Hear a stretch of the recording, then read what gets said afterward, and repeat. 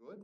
So I'll just start from introducing this kind of seminar series with Professor Sampath. Welcome him, welcome everybody here on Zoom and whoever will be watching it online later on our YouTube channel. It's a pleasure to see everybody here and discuss philosophy in the context of contemporary world that we live in. Oh, somebody's here. Okay. So I just wanted to say thanks to Professor Raj, who is a professor at Heller School here at Brandeis. He studied continental philosophy at UC Irvine and a PhD student of a very important French thinker, Jacques Derrida, the founder of deconstruction. And we're so glad to have him here speaking about figures like Hegel, Derrida, and Heidegger. And I hope we can all engage with that, but they're also with people on Zoom. We'll start from first half of the meeting would be probably just talking about kind of contextualization of Hegel's master and slave dialectic in today's kind of world that Professor Sampath would like to present. And then we can open it up to a broader kind of discussion with people here and also on Zoom. And whoever's on Zoom, you guys know how the raise the hand button works. We'll just like, and then unmute yourself and we'll play with that. But aside from that, we are meeting so far in this room every Wednesday. So it will be the same time, the same place for the next 3 weeks. And yeah, without further ado, please, Professor Sampath, Rajesh Sampath. An introduction. Great to see some old friends, family really, from here today, and looking forward to meeting some new people. Let's see here. Let's slide. We have to share this Matvey with the folks on Zoom so we can see. Yeah. So I'll do that. The people on Zoom will be able to see. Can everybody on Zoom see the slides now? Yep. Yes, thank you. Thank you all for being here as well. You know, we could dive right in because I think we only have till 5:30 for the room at least, and I have to teach at 5:40. So maybe we can do introductions in the future. Would love to know about you individually, your majors, your interests. And thank you, Matvey, for your leadership in pulling this group together and starting this very important working group on critical theory and intellectual praxis. So I have to admit, I'm a little rusty because I haven't presented on continental philosophy while I've been teaching other subjects, and I also have young kids now. So if this, we will get to the text, and I know you're all here to do a very intensive engagement with the text. I have different pieces of advice, take it or leave it. People ask me, how the heck are you supposed to read Hegel? Like, what state should you be in? Should you be sleep deprived? Should you drink a lot of coffee? I've never done acid, I've never done coke, never done heroin. Don't judge me. Well, William James says you have to do nitrous oxide to understand Nitrous it. oxide, maybe he had to do it. I don't drink anymore, but when I did, I don't recommend that. That's not going to work. So, you know, you just got to throw yourself in there. And it's like wrestling with a beast. And it's just, if those that want to simplify the text, and let's just put this out there. I actually don't believe in the great white male canon. I don't valorize these human beings who've come in history contingently and, you know, produce these works. I'm trained to look at texts. And texts, you know, we can be the kryptonite to them. We can destabilize them. We can look at their underpinnings. We can expose them. And that's what we're supposed to do. And that's what your generation is doing. And that's why I want to open up with, that's why I call this your historical present. Start with the slideshow so you'll be able to see from the beginning. There you go. This is you, 18 to 22-year-olds. I'm assuming no one's over 25 and no one's under 15. Maybe some prodigious people here, but you're all roughly in that bracket. So you're Gen Z. No dawn and darkness everywhere. Sorry for being so pessimistic. I'm not gonna be able to get through all of these, but if I were to try to characterize your historical presence, you said, what are you talking about? What about, aren't me, am I part of your historical presence since I'm here living with you now? Intersectionality, I don't want to get into different terms and frameworks. Are you a minority within a minority group? Let's say you're part of a racial group, and within that, you're stigmatized because of sexuality or disability or immigrant status or, gender identification. So minority within a minority, is it a cross-section of multiple variables of being minoritized, race, gender, sexuality, disability, immigrant status? That, as Crenshaw says, when you try to map the intricacies of that entwinement of variables, that you don't have any identity. The margins, you live in the margins in the spaces that people can't really describe. And most people think in a binary way or a univocal way where you take one framework and then try to superimpose it on your complexity. So you're this irreducible complexity. Or do you want to synthesize all these strands and create new identities and name them with the power of language? So it can mean a lot of things. You tell me. I don't want to preach, speak to you. It's it'd be inappropriate. So you tell me, when we get into identity and recognition and subjectivity and your selfhood, your body, I'm going to tell you who you are. Like be the master here to go to the dialectic in Hegel to demand recognition about you. So we're racing ahead. We will get to the actual classic piece of his most famous work, which is the Master's Slave Dialectic. Why it was so influential for so many other great thinkers after Hegel. He's 1807, but you got Marx, you got Nietzsche, you got Freud, you got all these other people that come along that will bash the foundations of Western thought, Western identity. Trauma, that's why I forgot, which was Biden, but let's just start with Trump 1, 2017. You were just kids. Now it's 2025. For your generation, 8 years, 2 Trumps, a COVID, mass shootings, climate change, had a lot of things up here.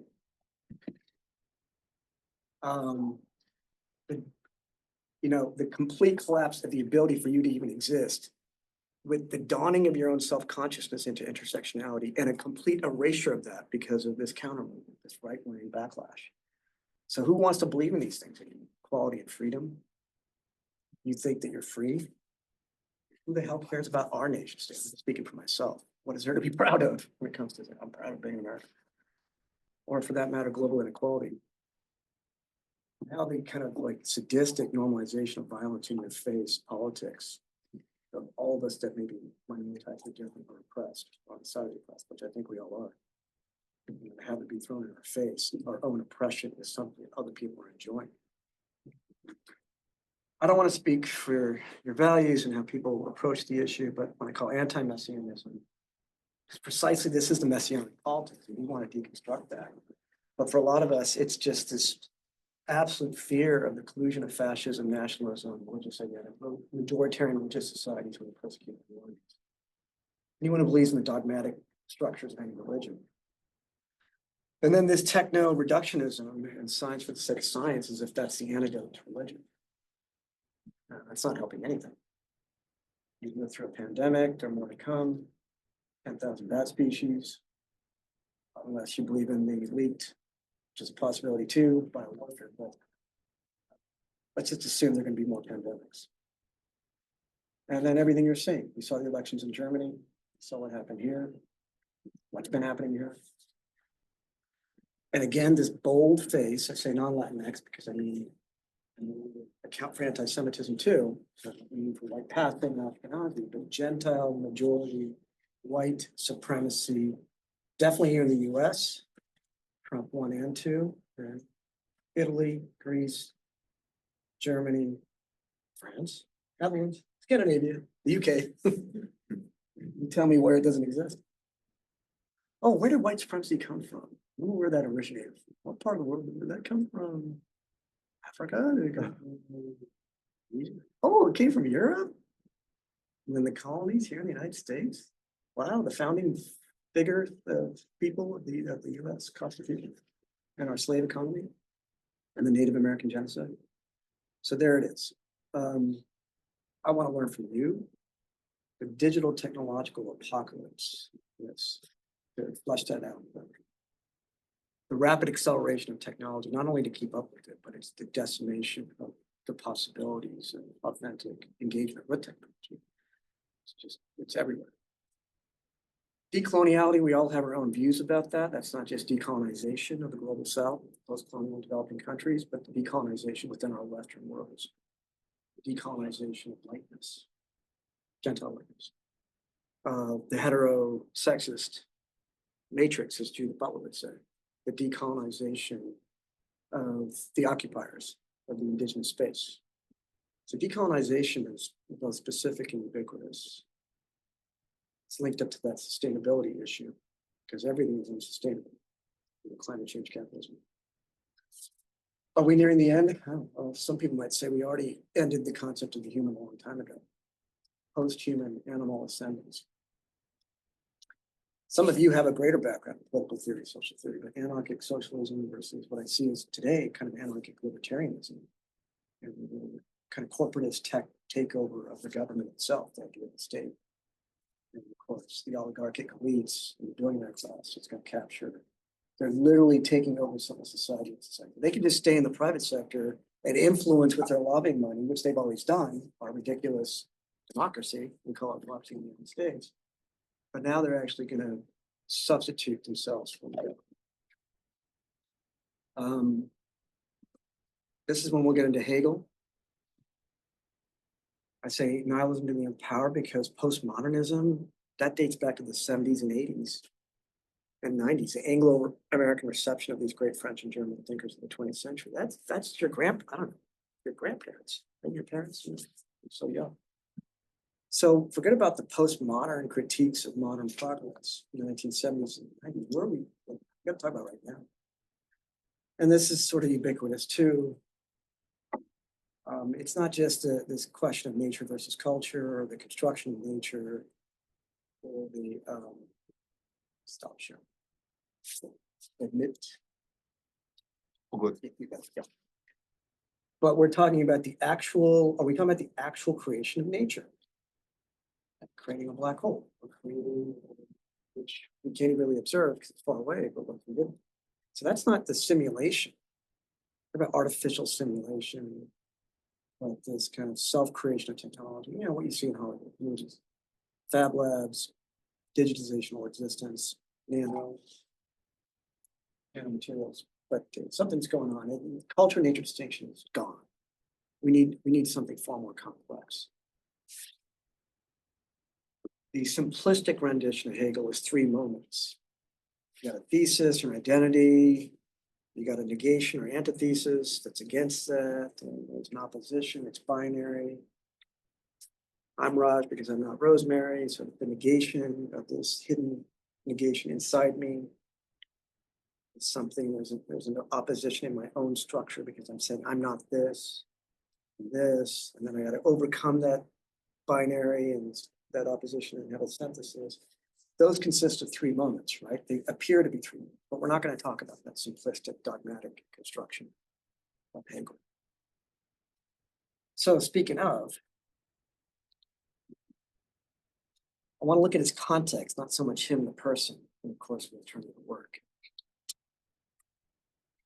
Now, this looks like intellectual history or historical survey of this time period. Seem to me these are basic facts that you can get in any Western civilization, of course. The democratic, the French, British, of course, was prior. Not talking about the American Revolution, but French. Democratic industrial revolutions. End of the Christian feudal ages, this hierarchical system and cosmology, a set order based on its Aristotelian kind of foundations. To the birth of secular modernity, this epochal threshold. Way before the 18th century, of course, the Renaissance and the Reformation in the 16th century.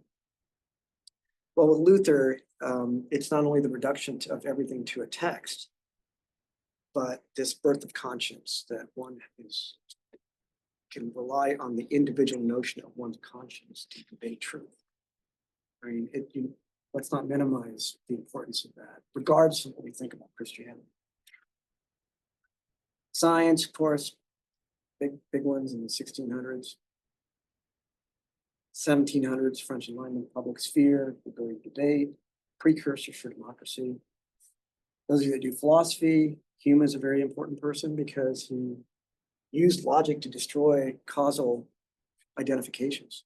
Without our ability to critique causality, we wouldn't have intersectionality as a decolonial tool. So we have to be able to critique logical relationships, that this causes this or this is that. But he's a very important person, if you ask me. He leaves us with this critique of everything. Looks like you have to add some to the. I'm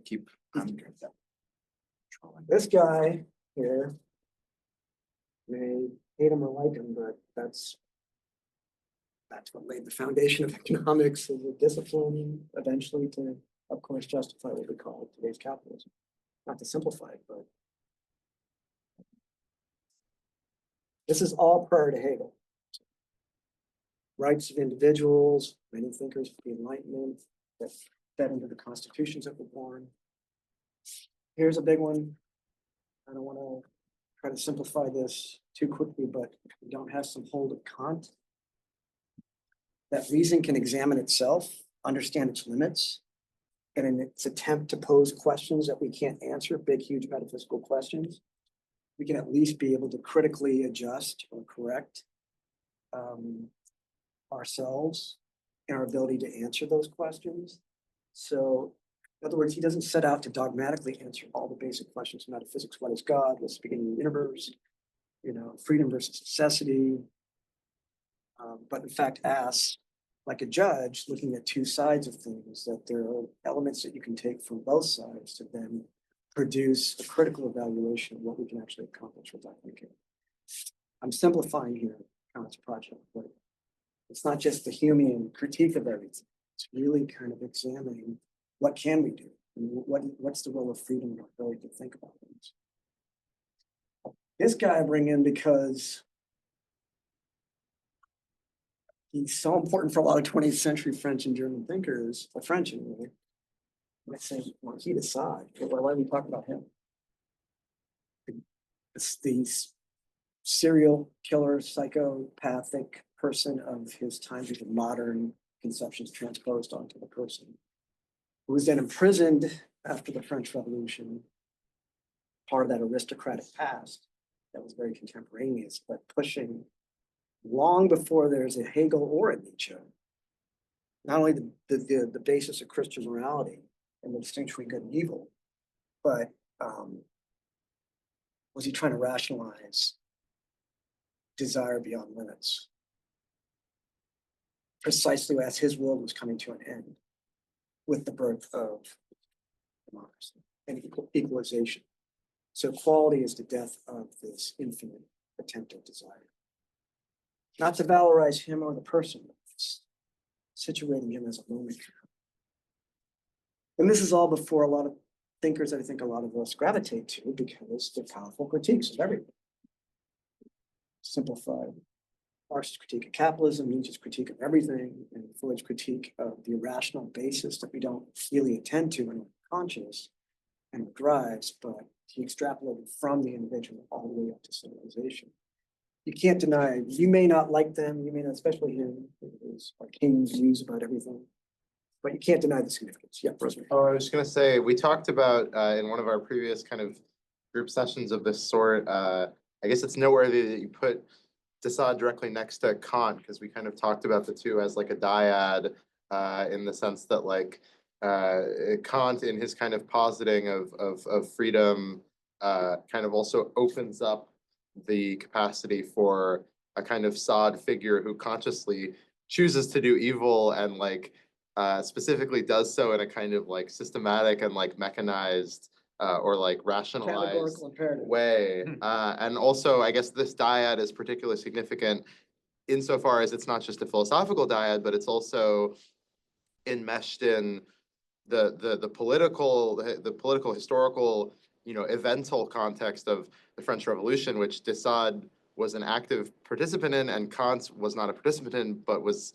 you know, a witness of, and very much kept abreast of, and yeah, and as did Hegel, exactly. And there's the kind of also the triangulation with Rousseau and Rousseau's influence on Kant's, but also de Sade So it's, I like that you kept them as kind of It's triangle. not me, it's Lacan who has enough to point you to it, that where he brings the two together. And there's a lot to be said because thinkers in the sixties, Derrida, Deleuze, famous guys, Foucault, always try to like go back to this late 18th century, where I put that, early 19th century. It's that epochal threshold, something, when you mix all these things together, they're all there. And I'm setting this up because Hegel is going to attempt to, the German term is Aufheben, which is to lift a ban, raise up, negate a negation or set of contradictions, fill up, it's all kinds of, very hard to interpret what he means by, in English, supersession, overcoming the oppositions, the dialectic, the progress or movement that Marx struggles with regarding contradictions in history, he went to the capitalism.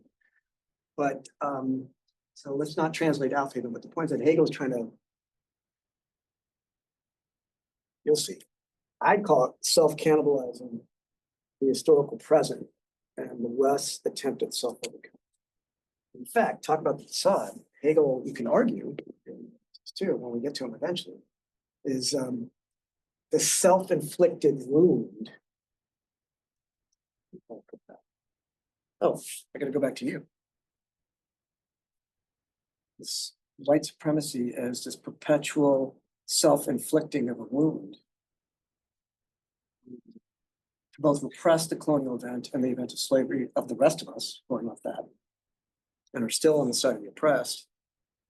But it's like this narcissistic self-injury.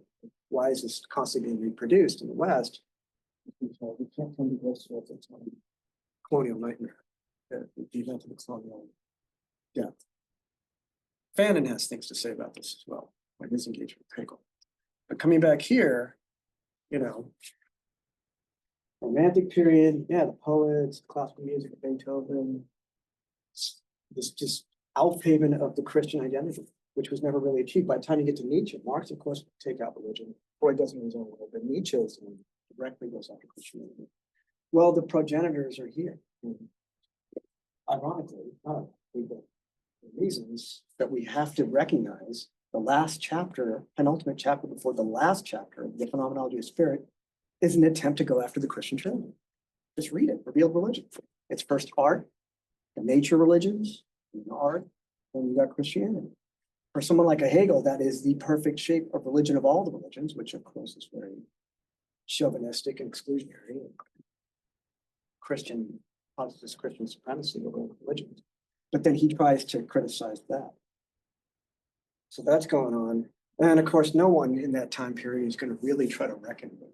That's what I was trying to get. It's like colonialism and imperialism, the untold history of the white West self-imagination. This question of recognition. Whiteness is the blank slate. It's the condition of possibility to objectify everything else as color. It's the ability to withdraw itself as a color until it minoritizes itself, which is what's happening here, at least in the United States. But caught up in this Eurocentric moment, especially for a guy like Hegel and Kant too. The racist, innate racist root, the Western philosophy. Like, come on, that's too strong to stay on. I need to do that. I'm not doing it. We'll get to that. Yeah, I think a lot of us are going to have suffering from this. What modern state? Look what Trump and Musk are doing. The GOP is complicit with this homicide. And then because of our your intersection, our intersection, we have an authentic conversation about individual freedom. Like, what does that mean?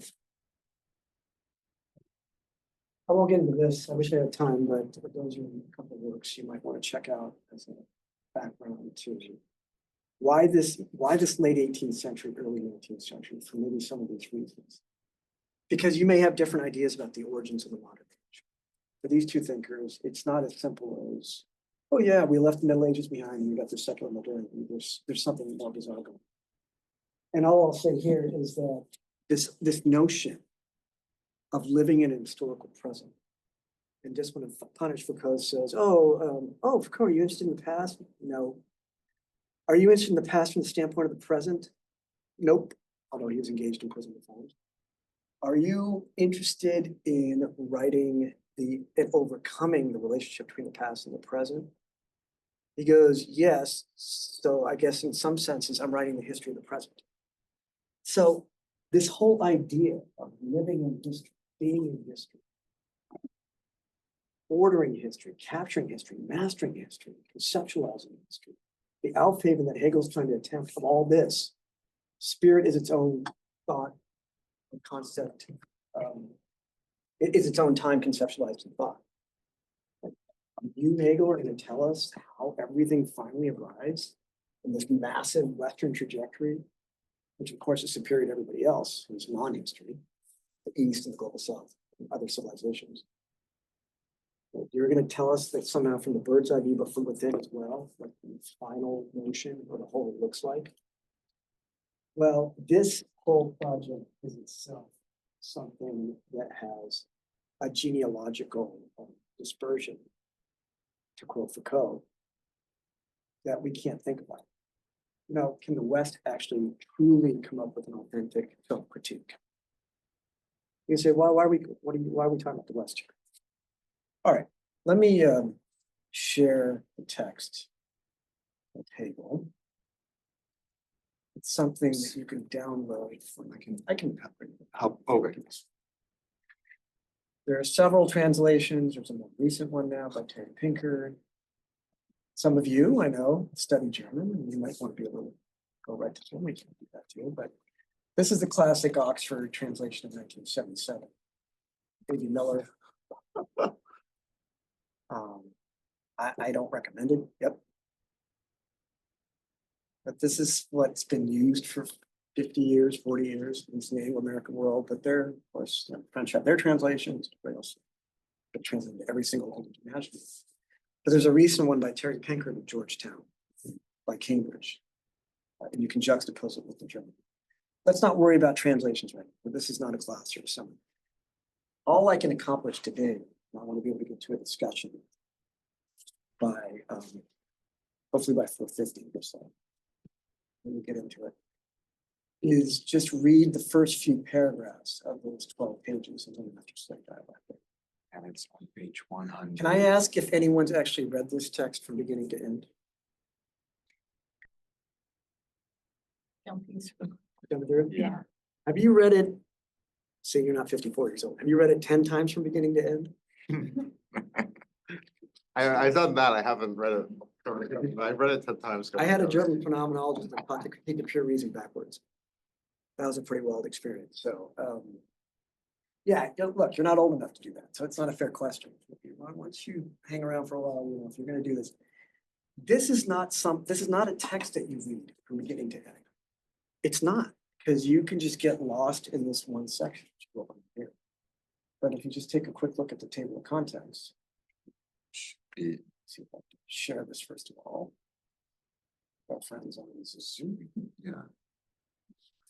This is the preface he wrote after he finished the work, which makes sense. He thinks abstractly.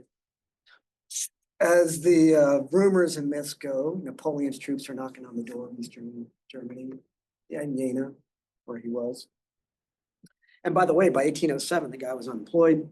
There are other famous people at the time, Goethe, the literary figure, and Schiller, the poet, and Schelling, the philosopher. There's a younger version of Hegel, who reached this fame early on. And said, we got to give this guy a job. They tried, and he couldn't make anything of it. Science of logic, metaphysics and logic, the first seminars. He put Dante's, I think, sign at the door. Ye who enter here, abandon all hope. He might have had like 10 students at the time. Then by the end of the first week, it was down to 3, and then 0, and still show up and lecture at the wall. He'd wave his hands around. But he was trying to finish up the work. By then, he had really nothing. And Napoleon's troops are knocking on the door, and they come into his wherever he was staying. I think he tried to offer them a bottle of wine. It was like some either to protect himself or save himself, or maybe he just wanted them to have a good time with. Either way. Point being is that this is it's hard to understate in Western philosophy whether you like this work or not. A person who has Eurocentric racist views of anything that's not Gentile, white, and in his case, German and Lutheran, Protestant, Christian at this time. as superior to every other previous shape in the history of Western civilization. You know, we can attack that. We will. If we had a whole session on the philosophy of history, we could do it. We should. But it's hard to deny this, where this philosophical work ranks. If the Western philosophical canon consists of, let's say, two pre-Socratics, Heraclitus and Parmenides, Plato's most difficult works, most notably the Parmenides, Aristotle's Physics and Metaphysics. Aristotle wrote on everything. Well, those are two, arguably too difficult, most difficult. We keep moving along. You got the Christian Middle Ages. Maybe you got a bunch of Christian thinkers like Aquinas and others who take up that Aristotle and produce their systems. But you got to fast forward to those 1600s. The Descartes, the Spinozas, the Leibnizes, and Hume, Kant. We talked about. But there's this. There's that entire history up to Kant. So it's like there's Hegel sitting in that epochal threshold, and then there's everything since. And you might say, well, everything since is, in many respects, has been, at least in the continental European tradition, an attempt to respond to this particular work, but his system as a whole. And if you think this is rough, read The Science of Logic, 1812 to 16. And I'm happy to have a session on that as well. I do some work. Me as a young person when I was your age had a bizarre intuition that there is nothing threefold about this. Forget about critiquing the binary, which a lot of you already do. Some of you are non-binary. This or that. It's not binary, and it's not three. 1, 2, 3. Thesis, antithesis, synthesis. Past, present, future. Father, Son, and the Holy Spirit. 3, 3, 3, 3. Three's everywhere. But 4. How do you bring 4?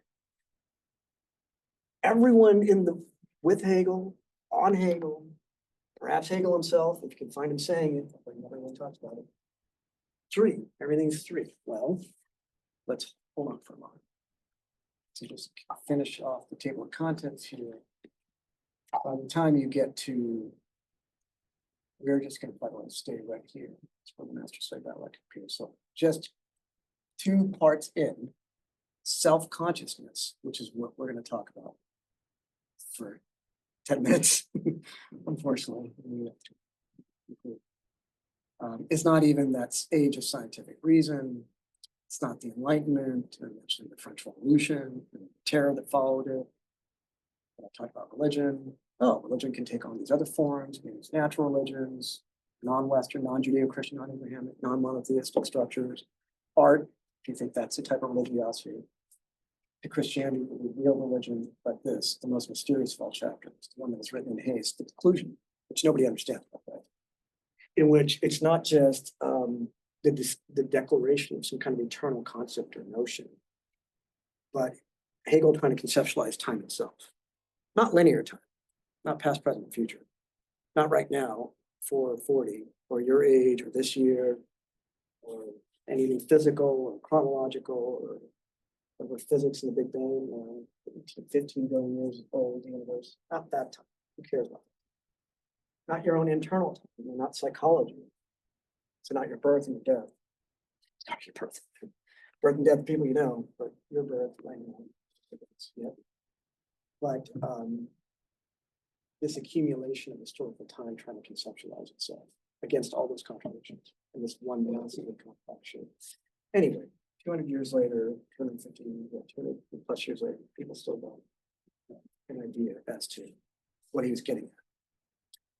It was written in a hasty manner and cut short. So let me turn to the text itself. Do a close reading of some of the paragraphs. And as we do this, and that's how we read Hegel, it's okay to start with the personal intuition. I'll use myself as an example because I don't want to put you on the spot. I said earlier, there's, especially if you're an intersectionally complex being, something we all trying to articulate in our own ways. no simple, unified, homogeneous sense of yourself or your body or the relationship between the two, or even your thinking. No. The Sadean infinite crossing of limits that you would call your own mind or experience. I listed the Z epoch that we're living in, your Gen Z. That's like, you can't write a nightmare like that what you've lived through. And you're more courageous than I am. I'm checking out. I'm saying, good luck, guys. I don't want to. You want to deal with Trump and Musk and all the nonsense of this world, the old generations, go ahead. I'm done. Can't do that. So how do we talk about your complexity when it comes to something like yourself in relationship to another? This notion of recognition and desire. Let's go to the text itself. Start seeing it right here. Yep. So let me see if people can see this. Yep. We're just gonna, the whole section is about 10 or 15, 10 or 12 pages. The next section is on stoicism, skepticism, and your happy consciousness. And then he moves to reason and criticize science and reason. And he takes out every single phase of the history of Western thought. It appears to be chronological, but inside each one, he also is giving us a glimmer of what's to come at that very end about absolute knowledge. That's what makes it so brilliant. So people say he's not an intellectual historian. It's a philosophy. Yeah, it has a philosophy of history in it. It assumes the history of philosophy. He's referring to all these other people before him. He's writing something in a vacuum, like Wittgenstein's Tractatus. He didn't do it in a vacuum either. The point is that it refers to all these other shapes or epochs in the history of Western philosophical thought. And then to give him his due, in a way, each part kind of gives you a sense of the whole. It's yet to actualize it or fulfill it or conceptualize it, but it gives you a glimmer. There's already a lot here just in this one section. And in that, we're only going to be able to read 1, 2, 3. I want to stop with just the first 4 paragraphs. Essentially, this page follows after. Okay, and as I read, I'm going to have to stop myself. So I figure this may not be as coherent as a straight reading, but when you see self-consciousness already there at the beginning, consciousness of consciousness, consciousness of self, you're going to tell someone about yourself? Is there a self in there? There's coffee in this cup. There's a self in rosemary. And I'm going to pull that out and coerce rosemary to extract it and articulate that for me. This is what he's getting at. So is it consciousness of a self? That's what it appears to look like. Well, but take it one step further. Take it metaphysically. Is it just your own consciousness of your consciousness? You're conscious of something, you're awake, you're looking around, maybe you're sensing things, thinking things, apperceiving things, intuiting things, imagining things. Maybe you're not listening to me right now, you're imagining something else. And then you start to reflect on it, thought thinking itself, to go back to Aristotle's metaphysics. Thought furnishing itself with its own material, to go back to Kant.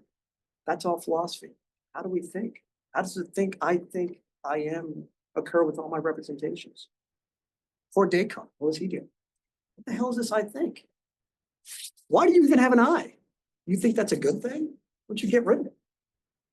Consciousness of consciousness itself exists in and for itself, and by that, the fact it also exists for another. You see, so for superficially, right now, don't just think of me and another person, Manning, 2 people. Manning with me, self, another person. Are we talking about something internal to an entity? Consciousness of consciousness, consciousness. There's already 2 here, right? So when he's saying it and for itself, it's also for another. What he means is that even in your attempt to reckon yourself, long before you encounter another, let's say another physical human being or entity, even this encounter with yourself involves alterity. Hey, there's some intersectionality right there. What are you going to do with your own alterity? You're not you. You're the other of you. What are you going to do with that?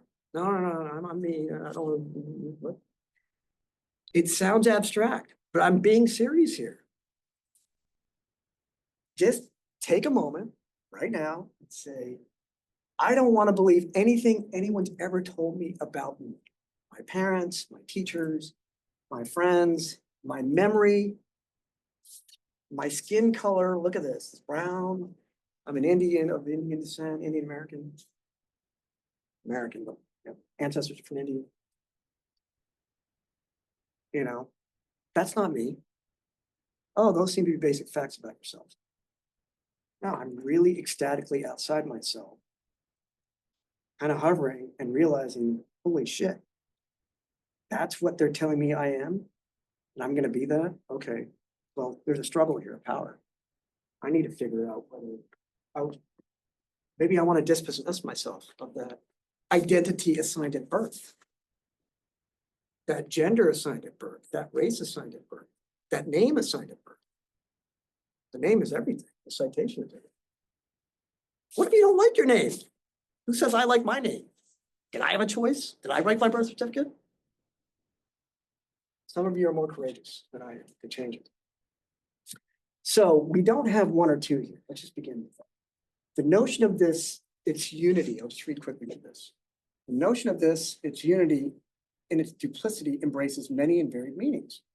So forget about the notion, its moments, not the moments too, that must on the one hand be held strictly apart, and on the other hand, it must in this differentiation at the same time also be taken and known as not distinct or in their opposite significance. Don't think of the identity and non-identity. Don't think of the non-identity of identity. Don't think of this and that. Don't think of the simultaneity of these two things. Either it's different or the same. We're gonna go somewhere else. The twofold significance of the distinct moments has in the nature of self-consciousness to be infinite. So you can drive yourself crazy, literally, if you're just starting with one point here. You can deconstruct oneness. You don't need to get to two or three. The detailed exposition of this notion, whatever the hell that is, of this geistige unity, so I don't think spiritual, like, spiritual Christian, spiritual. No, I think that it's geistige unity in its duplication that presents this process of recognition. What is it, what are we as a Gen Z? Joining, that's okay. Let's indulge me for a second. Like, you're gonna listen to a bunch of old people tell you about what it means to be recognized. And for you, Elon Musk is old. And for Elon Musk, Trump's old. And so is Biden. I hope your parents aren't listening, but they're old too. So are your professors. Process of recognition. Okay, let's get into that. Self-consciousness is faced by another self-consciousness. So think about that. Conscious of consciousness, conscious of self. Maybe that's one entity, and maybe there's another version of that. There's already a relation and difference in that one thing. And is it in that one thing, or is it in relation to the other, this other thing that could be out there? And this is very hard to do because you want to start with your subjectivity. Here I am, bounded subject in space and time. And encountering something outside myself, external reality. It just seems like it's me, and then there's the external world. Subject, object, there's a relationship, there's only two. No multiple universes or parallel universes. There's no three Rajes walking around right now in quantum sense. There's one person here, external. Get rid of it. There is no subject object here. Sorry, this is continental philosophy. Sorry. We haven't even gotten to Heidegger. He's got a fivefold structure in the Who of Dasein. Derrida doesn't even have a subject. He's completely out there. So you can't, subject object's not going to help you. When we talk about self-conscious faced by another self-conscious, it comes out of itself. This has a twofold significance. First, it's lost itself, or it finds itself as another being. The second you have that desire for recognition, something else has to recognize you. So you've transported yourself outside of your original self into that other, precisely in trying to recognize what you are, your identity. But in doing so, you've also superseded that other, for it does not see that the other is essential being, but it only superficially starts to see itself in that other. That's colonization. That's transporting yourself. That's, to give you a simple example, Trump campaigning on his MAGA platform and getting all those votes, and now he's out to slaughter them, which is what he's literally doing with his pal Musk. you know, makes Desaad look like Jesus in terms of that rationalization and mechanization of testing the world. These people are just, you know, don't get me started. Maybe that's what our conversation about. It must supersede this otherness of itself. This is the supersession, the first ambiguity there and their self, second ambiguity. First, it must perceive. I'll end here pretty quickly because I want to get to this question of double movement. I'll talk a little bit about the master and the slave in a minute. First, it must proceed to supersede the other independent being in order thereby to become certain of itself as the essential being. Secondly, in doing so, it proceeds to supersede its own self, its other as itself. And a lot of people say, hey, Hegel, this is all circular. What are you talking about?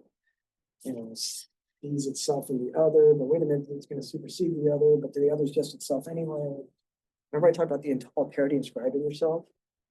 I'm more curious with you, like when you go out there, say, I'm too old, I don't want to become anything. If I could be dead, I guess that might be a good to do. It's not suicide. I don't strive to become some predicate. And I don't certainly want the system or the state or anyone else telling me who. I don't want to answer that question. Give some credit to Jesus in the Gospels. Who is it they say I am? Oh, you're this, you're that. And he's laughing at his disciples, as Nietzsche would say. Who is it that men say I am? Who's going to fill up that I am? Why would you want to do that? Everybody else is, Trump can tell you who he is. He's happy to tell you all day long about how great he is and smart he is. But, so we're going to have to cross out that I am. There's going to be a way to get to that. You know what? Let me just quickly go to 82. I won't be able to finish in time. I want to get to this question of a double movement of two self-consciousness. This movement, this is very key here, movement of self-consciousness in relation to another self-consciousness.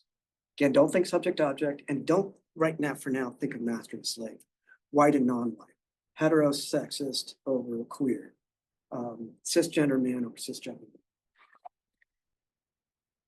native born versus immigrant over immigrant. Don't think of the dialectic of this opposition. Class, the capitalist and the worker. Movement in relation to has always been represented as the action of one self-conscious. But this action of the one has itself the double significance of being both its own action and the action of the other as well. That's important to know. These two movements are colliding, two black holes. Can't just say it's the movement of one to the other. Direction. So let's try to keep the two-ness together. How are we trying to conceptualize this event? The other is equally independent, self-contained. There's nothing in it which is not itself its origin. The first does not have the object before it merely as it exists primarily for desire. There's something that has the independent existence of its own. Eventually, he's going to name this as master and slave. And I'll talk about the dialectical asymmetry in each of those two categories. Turns out the slave is going to, for Hegel, have this superiority. We got to figure out why that's the case because nobody wants to be slave. Thus, the movement is simply the double movement of two self. I want to pause there because as you go on in the text, what we learn is that the master, in I'm going to say his, so we can call out cisgender men. Let's say the cisgender white man. How about that? His and his mastery is utterly vacuous and empty, because to be called or demanded as such, and Marx, this all kind of foreshadows Marx to a certain extent, detaching yourself from the labor process itself and owning it, and perhaps laughing at it, as the rich do, because they don't have to slave and work away from what they have. That's that kind of vacuity. But Hegel, he's not getting into this purely Marxist kind of critique. He's saying is that even this dimension of having consciousness of yourself is limited.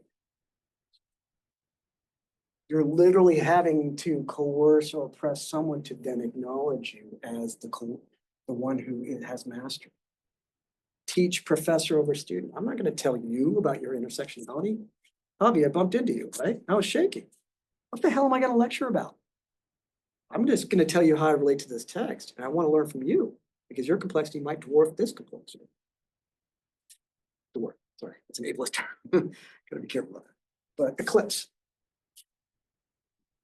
So the master is in some senses, as the secondary references in the 20th century say, is the slave of the slave. That's not a master-slave dialectic or opposition that gets synthesized into something else. Master-slave for the mode of production antiquity for Marx. Feudal lord serf. Serf is not the slave whose body and life is completely owned. It's terrible. Can't intermarry, can't move up the social order, can't leave a certain space. There's a lord or sovereign over it that protects them, but also controls them. That's got to be better than master and slave. And then this thing disappears, and then we get the capitalist and the worker. And the worker is formally free. He has dispossessed of both the means of subsistence, the mode of production, not a part of the mode of production, as Marx says in the permanent accumulation, as the slave is, not the peasant, but is totally free, but totally effed. Because you don't even own your labor, and you can't control your means of subsistence. And guess what? The capitalist doesn't. It's going to extract as much of that surplus labor value out of you until you die, because they can replace you, which is what they're doing right now with all these mass firings. So that's this Marxist sort of trajectory dialectic. But here, the mastery relationship is weak. The slave, for their part, if you are truly externalized from yourself, you're so fully alienated. And this is where I go to the oppressed. This is where the subaltern becomes important. This is where post-colonial critiques become important. Let me just go back to our slide. The text. I want to go back to not Hegel, but you. You add to this. You tell me, Raj, this is too simple. You have no idea what we're thinking. I don't. Part of that self-other recognition. We can add this, we can delete this, we can come up with other things. You're so externalized from the essence of being in your own body because you own nothing and you're completely owned. That's the most reductive conception of someone owning your life, working you to death at gunpoint. And I think it's that level of enslavement. But in the process, in that externalization, you become the work. You work so hard and you get to lift yourself up from the superficiality or that vacuous negation in the master who sits there and doesn't do the work, but demands the recognition for being the master and the owner. And somehow for Hegel, you're accumulating in that labor of negation, in that reversal, that process of alienation, there's also something growing. Because if you keep pushing the human being to a point where they're so detached from themselves and their own body, and they're becoming the work, well, the final completion of anything is death. So you've now got the slave literally staring at their death as that moment of transcendence and enlightenment.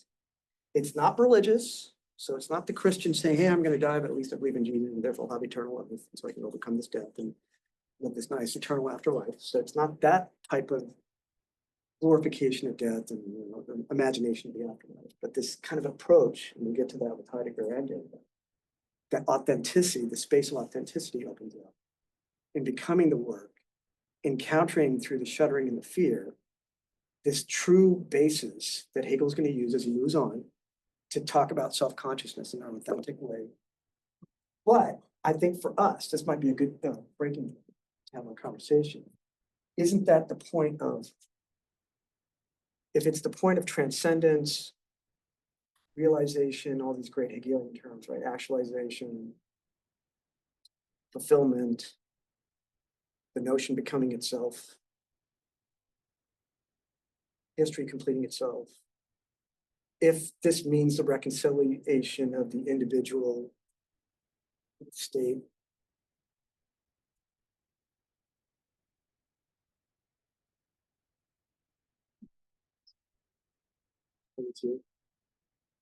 a lot of us are grappling. Why the hell do we exist as citizens in this democracy that's trying to kill us?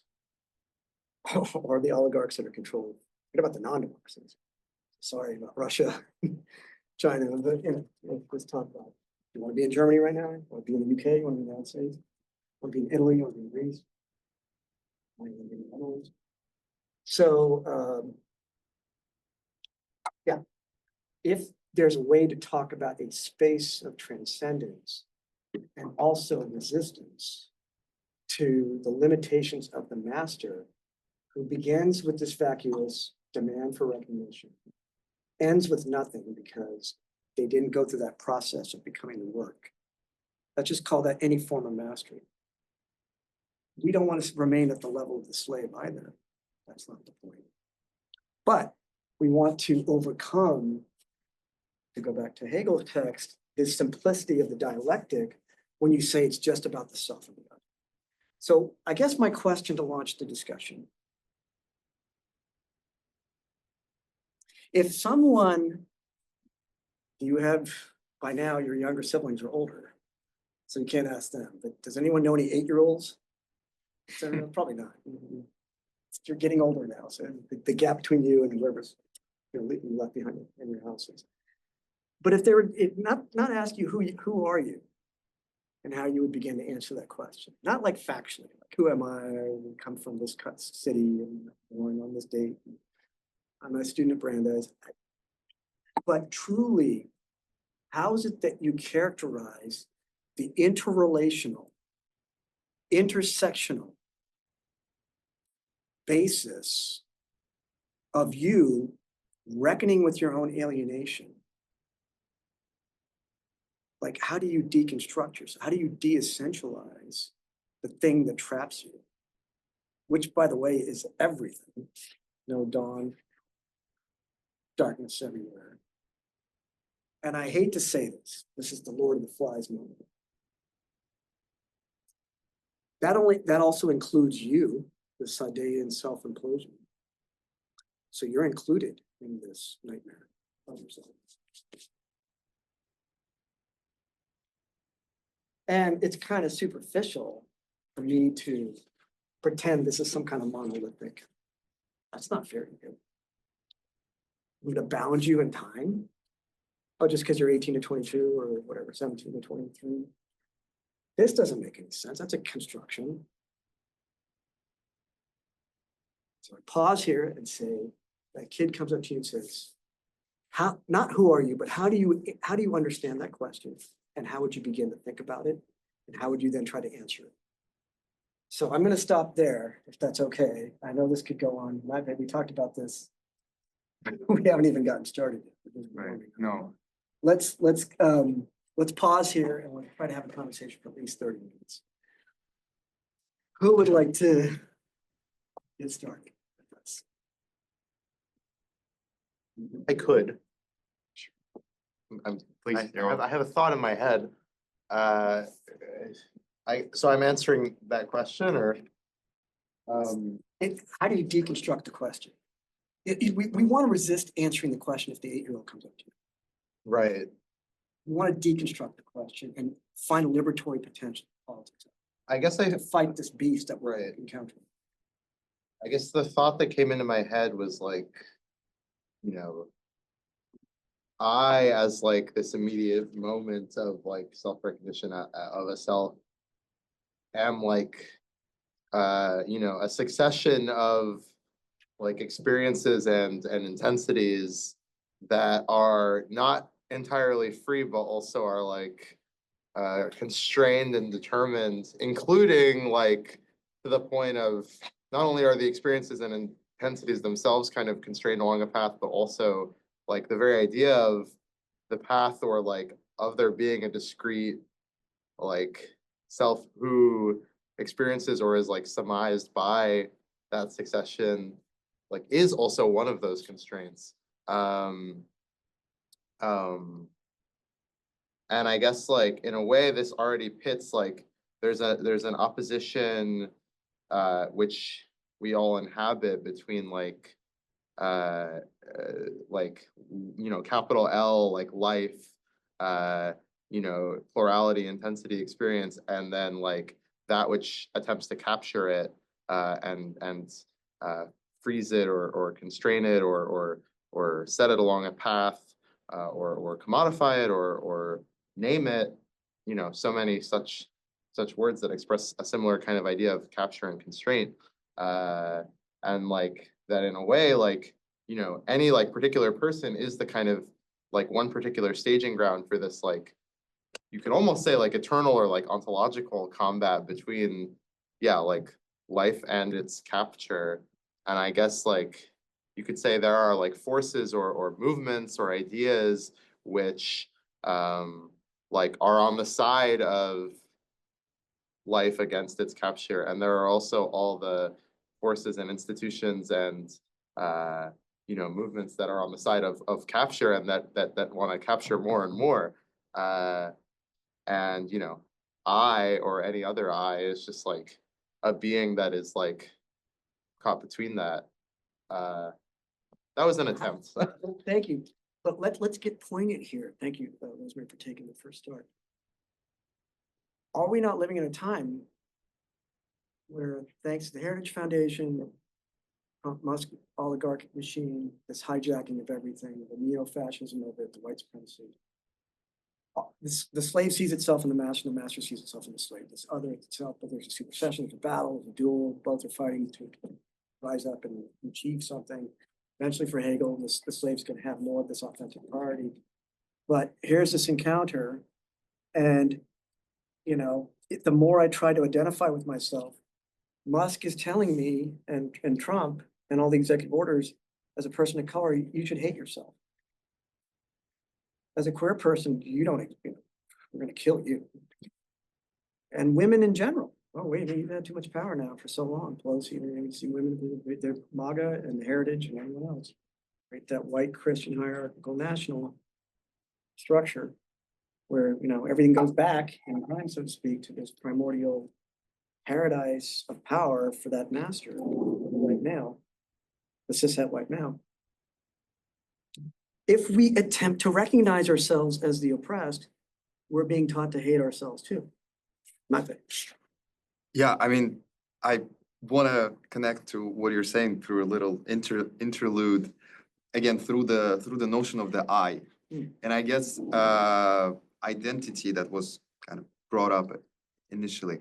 I was, reading through, this part, and also coming from the background in G.W.F, and kind of he's a little bit kind of reversal of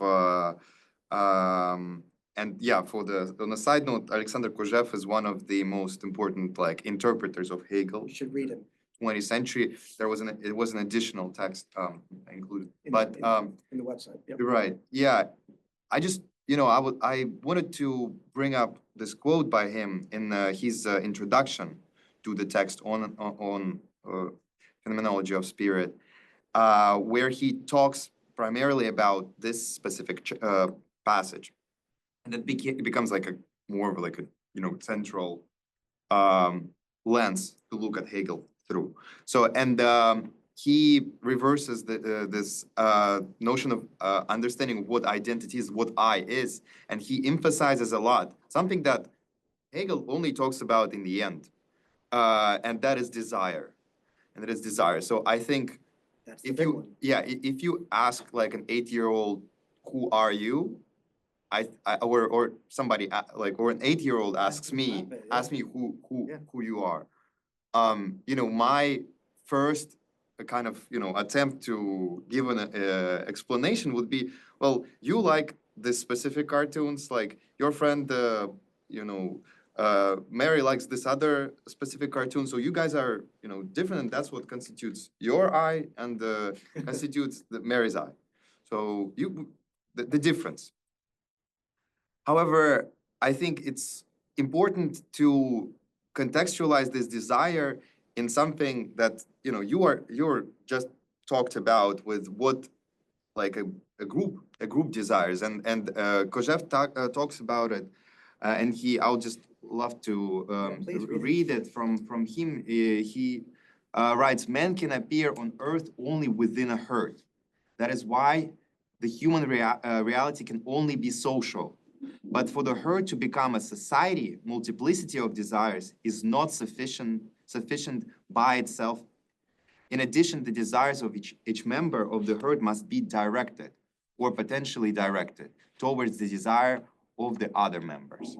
So I read it specifically, again, in trying to politicize the speech about kind of when speech, the conversation about the I and the identity as as a desire of as a kind of a total desire of the group, desire in a social sense. Because so far, I feel like one of the biggest issues, contemporary issues with identity, is that it's presented as something that prevents us from creating those social bonds, to create some new way of approaching the world that we live in, not from this individualistic of I, you. We may match on some sort of a level, but ultimately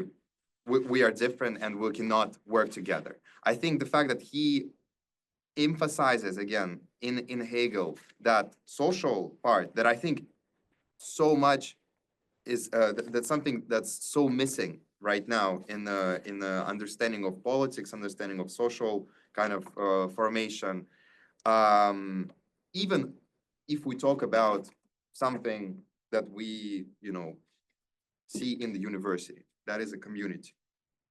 So whenever there's an attempt to form a certain, like, I don't know, community, and we've been talking a lot about it recently, outside of this room, outside of maybe academics, just how do we feel ourselves and how do we see us as a like a herd? But I don't think he puts it in a negative necessarily. So how do we see that kind of fighting with this kind of master also in terms of a group? So the group master, group slave, I think. But for me, the question is, how do we try to reach that more interconnected social identity and maybe overcome it? And that's another question. Maybe we don't need this I, as you were saying, you know what I mean? In order to, somebody is, okay. So to overcome it and to see it as something that will maybe even throw away us from this oppressive dual, relationship. Matvey, let's bring others in. Please, yeah. And as we bring in Manning, and I think I'm going to see someone gesturing in a second. Yes, and you can let us know who you are. The 8-year-old hypothetical cases, you can even say, is the very act of saying who you are an actualization of some kind of desire, not for recognition, but the first impetus of desire. This is what the G.W.F is very important. He's a very critical figure in the 1930s that then everyone attended his lectures and kind of revived Hegel. Hegel's Renaissance took place in France, primarily through him, some others. But a bunch of big people were influenced by him, who would then go make that Derrida Foucault generation in the 1960s. Long story short, so was Hippolyte, this other figure. But if you try to pull something out of yourself in response to the question, whether that's an actualization of some kind of desire for recognition, you can bracket that. But just that first initial act of saying, I am, or I want to become, and it's not fair to you all. You're young. I'm not going to become an astronaut. I'm too old, and I think I'm gonna go home and change some diapers. That's not fair to say to you. Don't answer that question, because that's putting the gag on, which is what they're doing right now. Meaning the master, the government, the entire system of total techno-capitalist oligarchic control that you're seeing unfold in front of you. It's not an exaggeration. And people are going to die. So this is what I mean by you want about critical resistance.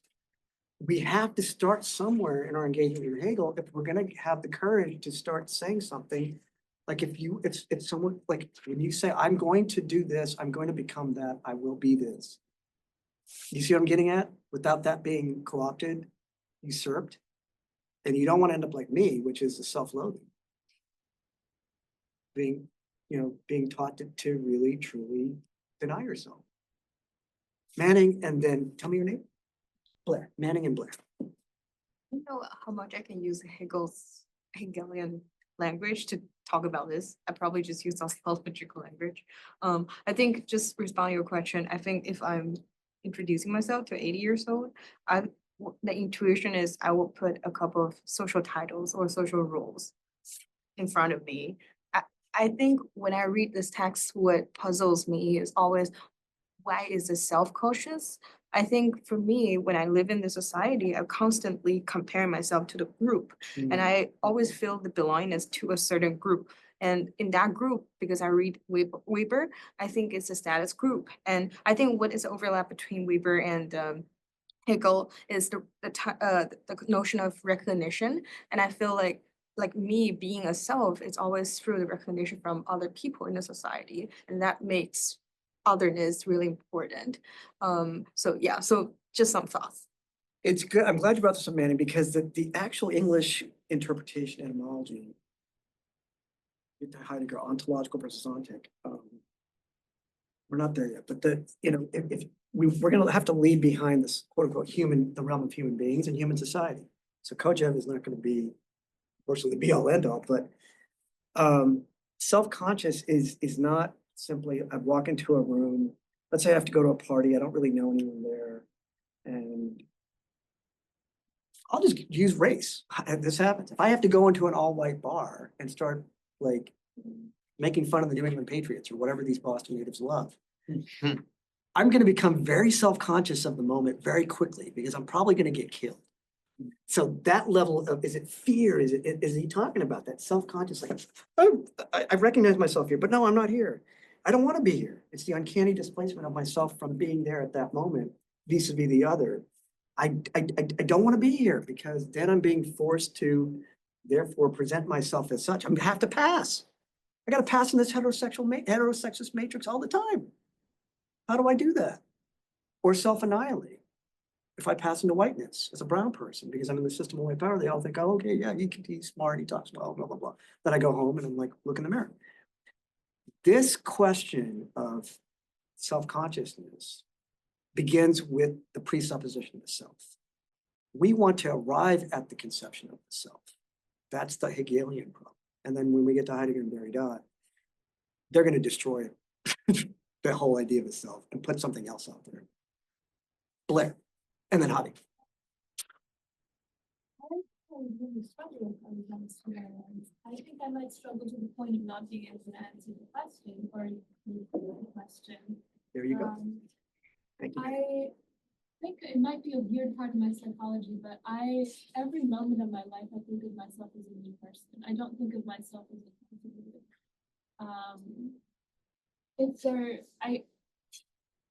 Or at least like that is the way that I have kind of arrived at it, that I only exist in like the instant, and then there's something else that comes after, but that's not who I am now. That's something else. That's great. So, we should talk. I have some resources for you. Not just Nietzsche's Eternal Return, but many other resources.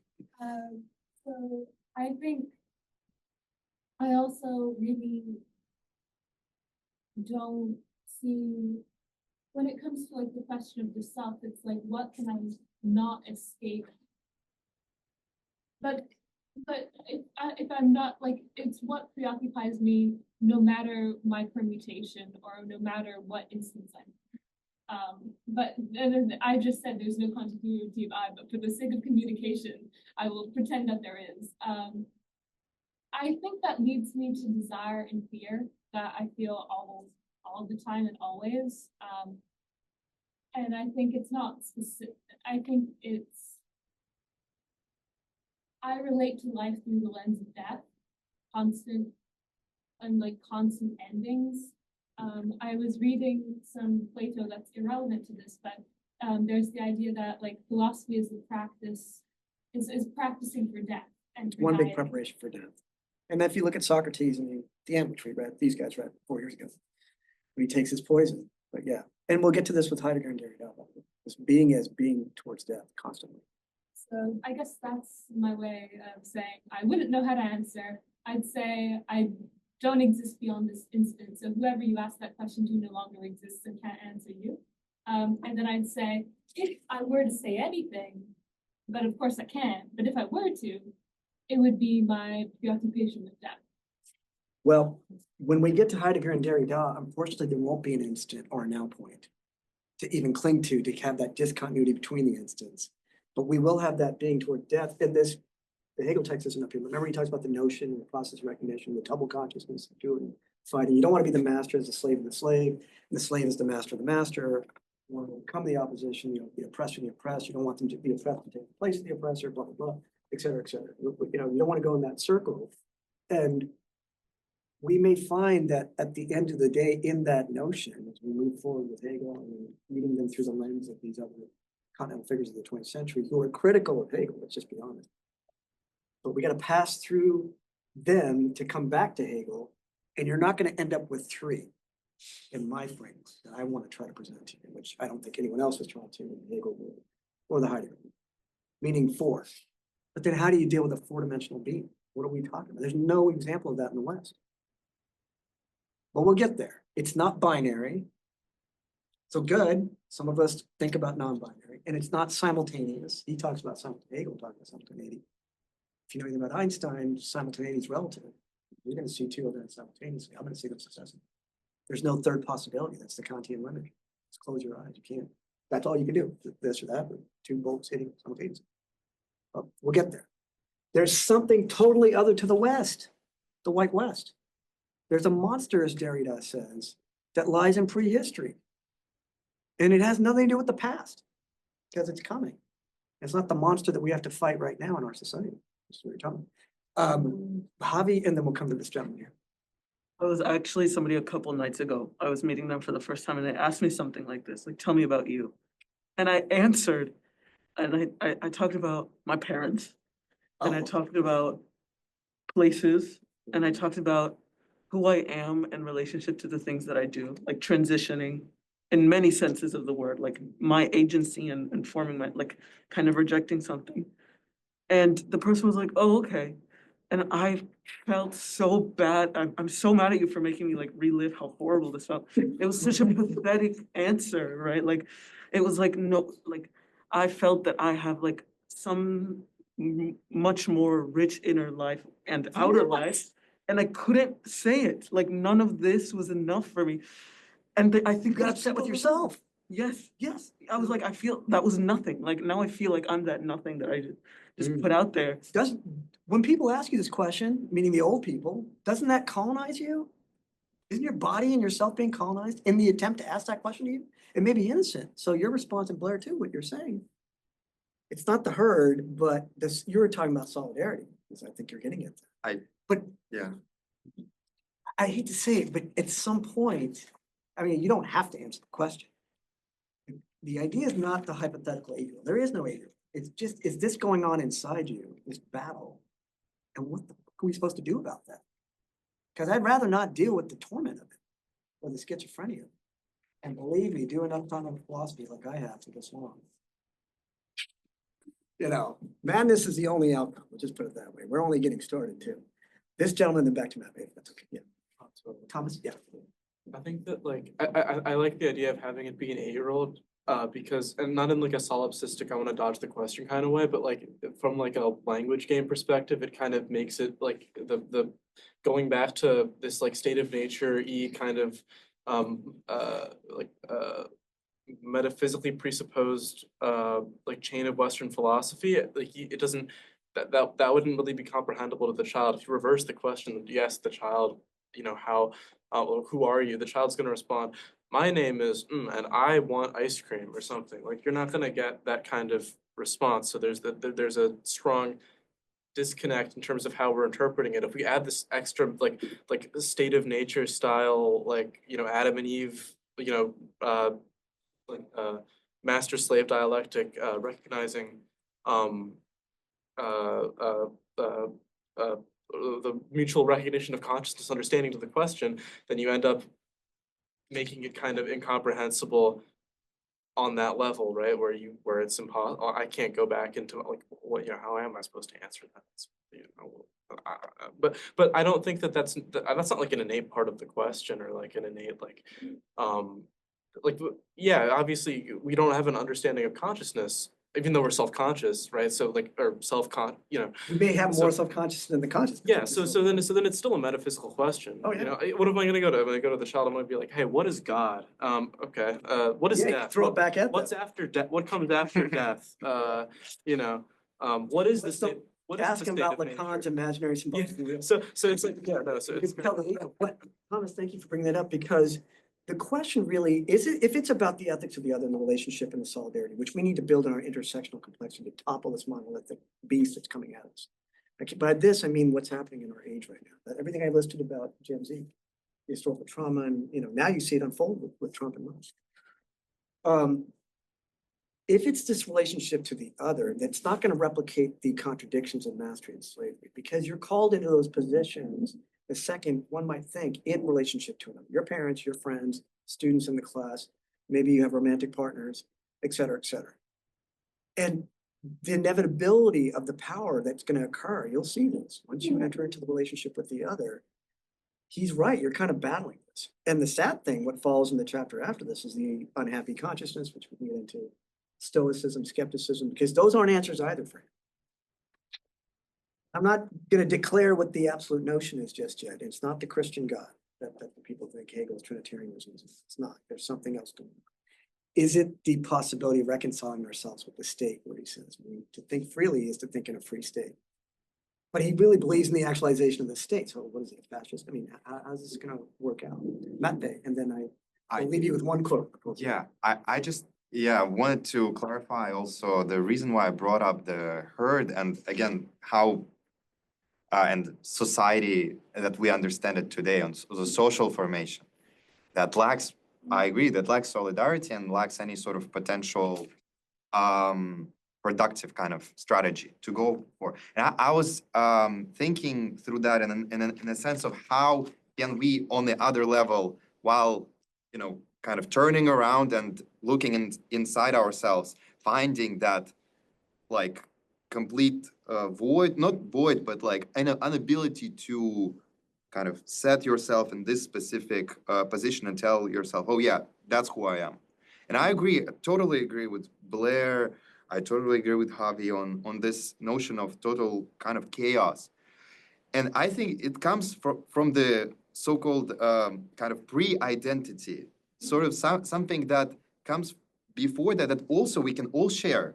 And I really like how last time we had Anton Lushankin, who is also on Zoom, and he presented a paper where he talks specifically about kind of the contemporary understanding of the decline of the subject, political subject, social subject, community as the subject.